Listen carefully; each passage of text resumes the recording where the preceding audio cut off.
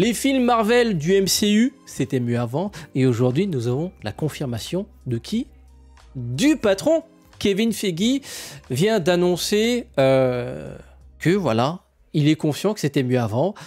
Et du coup, ils vont commencer à restructurer leur production de films et autres œuvres du MCU. On va en parler. Bonjour la team, j'espère que vous allez bien aujourd'hui, les amis.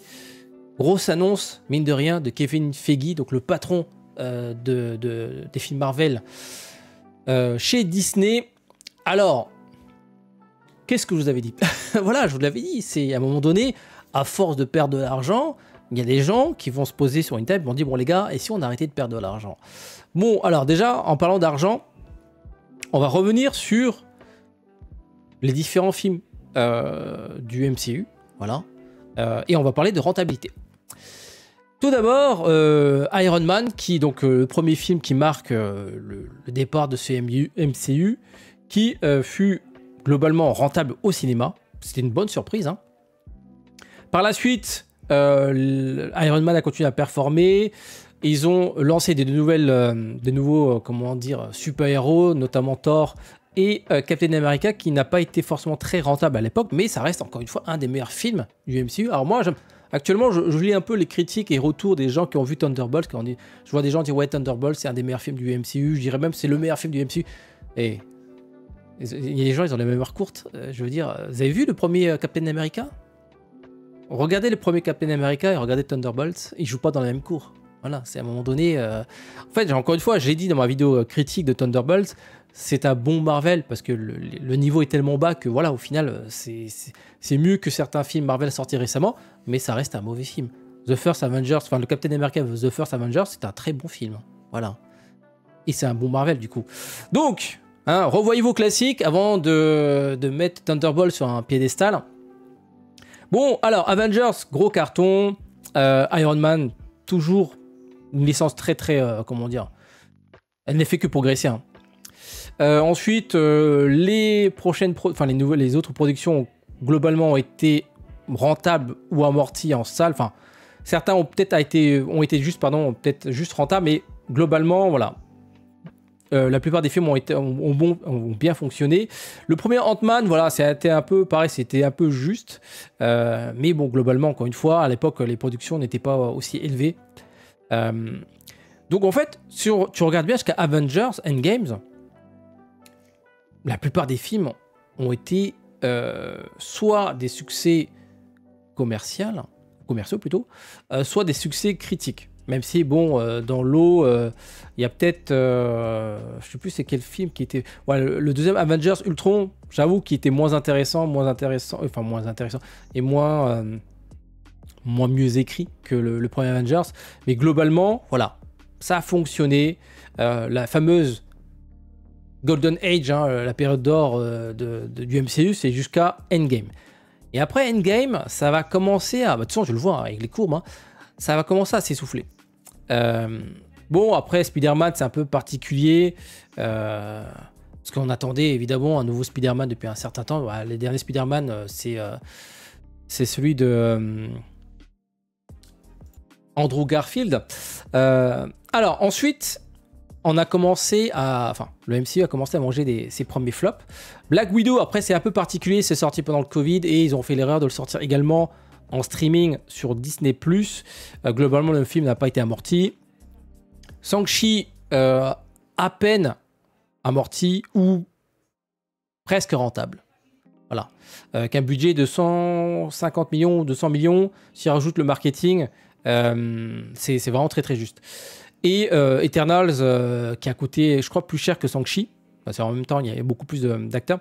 Ça a été une perte. Voilà, une perte. Spider-Man No Way Home, qui a cartonné. Pour moi, il marque cette ère, cette tendance des films à base de nostalgie. La méta, comme je l'appelle ça, la méta nostalgie. Vous allez voir que cette méta, il y a beaucoup de gens qui essaient de surfer là-dessus. D'ailleurs, on a la confirmation avec Deadpool et Wolverine. Wolverine, Hugh Jackman, c'est pas jouer sur la nostalgie, je sais pas ce que c'est. Donc, ensuite, le reste, Doctor Strange. Alors, Doctor Strange a été amorti, enfin, a été rentable. Hein. Pareil, un budget de 200. En fait, la plupart des films de Marvel, c'est entre 150 millions et 200 millions. Donc, il a été amorti. Thor, Love and Thunder, pareil, il a été amorti. Doctor Strange 2 a été rentable. Black Panther, rentable. Ça, c'est quoi ça? Ant-Man 2, perte. Guardian of the Galaxy 3, rentable. The Marvel, giga flop. Wolverine, encore une fois, c'est très particulier. Voilà, on a joué sur la méta-nostalgie. Wolverine qui revient. Et puis, Captain America, qui, pour l'instant, est une perte. Donc, avant, on avait très peu de pertes. En même temps, enfin, tu vois, quand ils lancent une nouvelle, entre guillemets, licence, comme par exemple le premier Captain America, je veux dire, c'est pas hyper grave que ce soit à peine amorti, parce que voilà, ça permet d'introduire de nouveaux personnages. Parce qu'après, l'autre Captain America, The Winter Soldier, a fait le double. C'est normal, parce que voilà, ils introduisent de nouveaux personnages. Et le troisième Civil War, il est où Civil War? Voilà, Civil War qui a... Voilà. Progression comme ça, c'est... Voilà. C'est intéressant. Maintenant, voilà, la période post-Avengers, on le voit, hein, c'est au niveau des courbes, excepté les deux films nostalgie, le reste, on va dire que la moitié ont été rentabilisés et l'autre moitié sont en perte importante. Et donc, à un moment donné, c'est ça le problème. C'est jusqu'à quand une société peut se permettre d'enchaîner des pertes, en fait. Et actuellement, Thunderbolt, par rapport au chiffre d'affaires du lancement, c'est en dessous de Captain America, le dernier. Donc celui-ci là. Donc selon les projections, ça va être à peu près là. Donc on peut s'attendre à une perte, voire à peine rentable. On est loin, on est très très loin hein, des premiers Captain America, des Iron Man, même des Thor. Donc voilà, c'est à un moment donné... ils sont obligés de faire attention. Et donc, Kevin Feige a annoncé qu'ils vont faire moins de production, donc moins de films et moins de séries, et se centrer un peu plus sur la qualité. Voilà. Donc, même si Thunderbolt semble avoir des retours, encore une fois, globalement positifs, mais c'est pas ce film-là qui va sauver le MCU.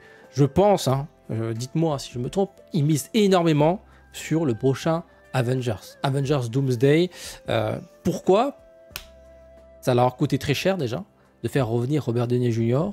parce que je pense qu'ils vont jouer, comme je viens de le dire à plusieurs reprises, ils vont jouer la carte méta, la fameuse carte nostalgie, avec le retour donc de la figure hein, du MCU jusqu'à Avengers Endgame.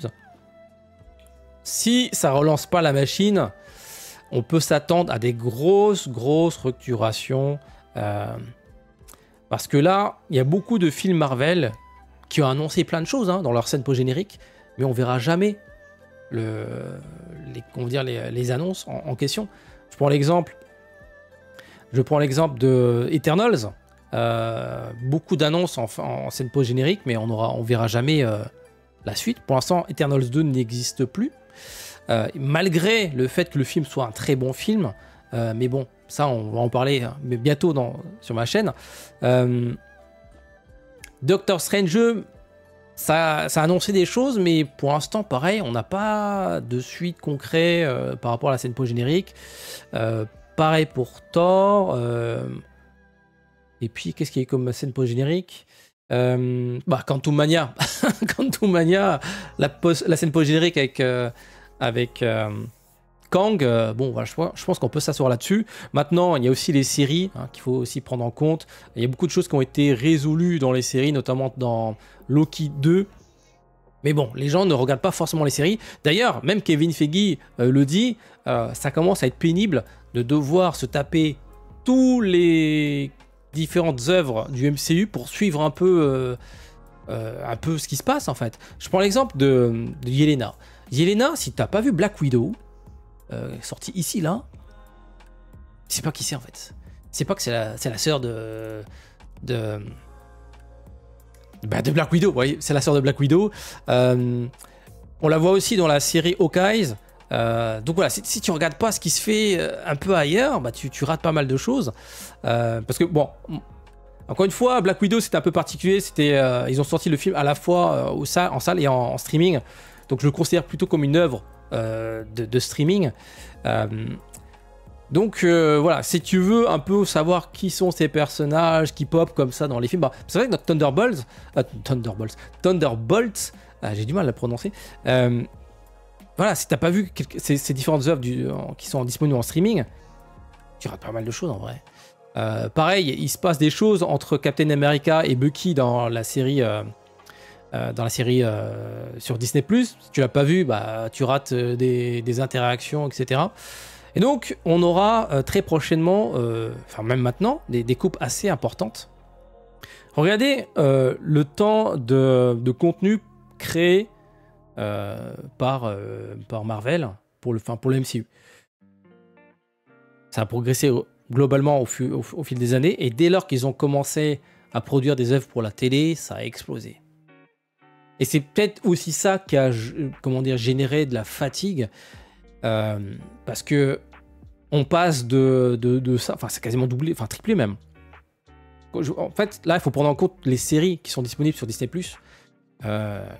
Et c'est des séries qui comportent plusieurs épisodes. En général, les épisodes durent en moyenne 40 minutes. Donc voilà, on est passé de ça à ça, les gars, quand même. Maintenant, c'est dommage parce que moi, je trouve qu'il y a des séries qui sont très très bonnes. WandaVision, vraiment, moi, je vous conseille vraiment d'aller voir WandaVision, Loki, saison 2. Mais bon, vous êtes obligé de vous taper la saison 1 pour comprendre un peu ce qui se passe dans la saison 2. Et récemment, Daredevil, même si, encore une fois, je l'avais dit dans ma vidéo critique, on sent qu'il y a eu des coupes un peu bizarres, parce qu'en même temps, voilà, c'est un film c'est une série qui a dû faire pas mal de reshots. Mais voilà, en termes de séries, il y a quand même de très très bonnes séries qu'il ne faut pas rater. Et j'espère qu'ils ne vont pas supprimer ce genre de séries. Moi, je veux bien qu'ils suppriment des séries comme Hawkeye. D'ailleurs, la saison 2, je ne sais pas si ça va se faire parce que l'acteur Jeremy Renner a dit publiquement qu'ils ont proposé un salaire 2 fois moins important pour faire la saison 2. Et il a dit non, bah, je refuse. Voilà. Donc pour l'instant, je ne sais pas s'il y aura d'autres saisons.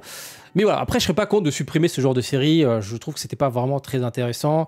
Pareil pour She-Hulk, supprimer cette série, ça, je dirais pas non. On veut plus de séries comme WandaVision, Loki saison 2, voilà. S'ils pouvaient plus se concentrer sur ce genre de série, ça serait une bonne chose. Maintenant, je sais pas si Marvel va pouvoir se relancer avec Avengers Doomsday. En tout cas, ils misent énormément dessus. Le film risque de coûter énormément cher, avec le retour d'anciens qui ont demandé évidemment une rallonge, plus tout le casting. Parce que là, le prochain Avengers va mettre en avant les 4 Fantastiques, des X-Men, la nouvelle équipe des Avengers, enfin ce qui reste des Avengers. Donc ça va coûter très cher. Et donc est-ce que ils vont cartonner au box-office? Est-ce qu'ils vont atteindre le résultat au box-office d'un Avengers Endgames ou même d'un Wolverine et Deadpool? Ça, je sais pas.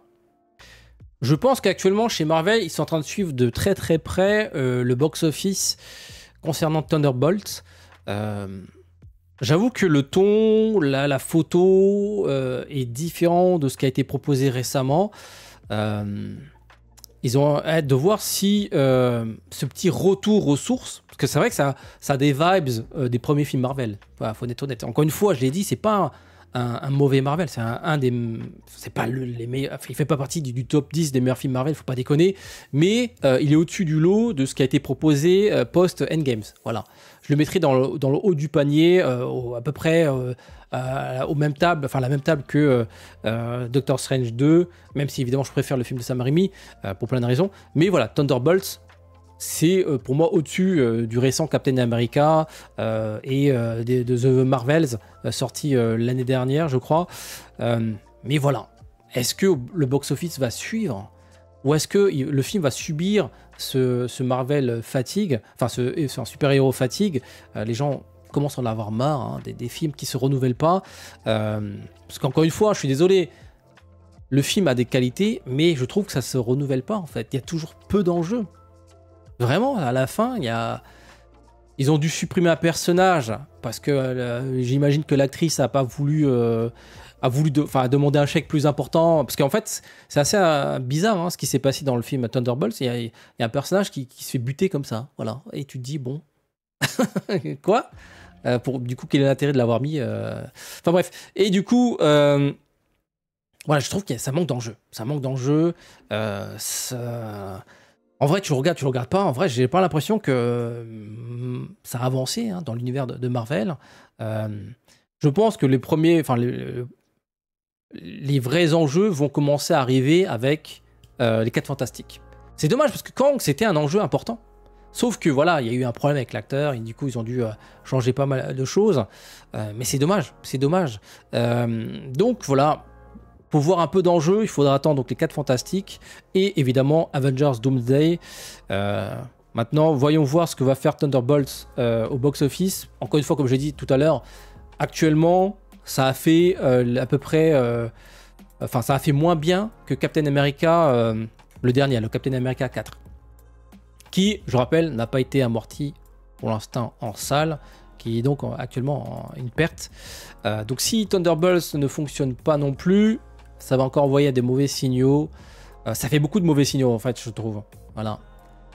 Dites-moi ce que vous en pensez de tout ça. Est-ce que vous êtes partant pour moins de Marvel enfin moins d'œuvres Marvel pour plus se focaliser sur la qualité? En vrai, je dirais pas non. Hein. C'est ce qu'on voulait dès le départ.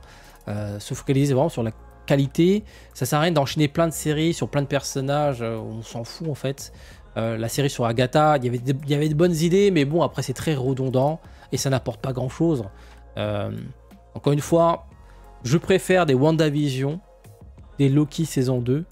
Voilà, s'ils pouvaient juste se concentrer sur ce genre de production, ce serait bien pour tout le monde en fait. Moi, je préfère passer mon temps à regarder des bonnes œuvres. Voilà, les amis. Sur ce, à très bientôt pour d'autres vidéos. N'hésitez pas à vous abonner, n'hésitez pas à me suivre sur ma chaîne Twitch pour continuer à en parler. Voilà, je fais du gaming sur ma chaîne Twitch, mais je parle également je parle énormément de cinéma et de séries pendant que je joue. Sur ce, je vous dis à très bientôt pour d'autres vidéos. Ciao, ciao.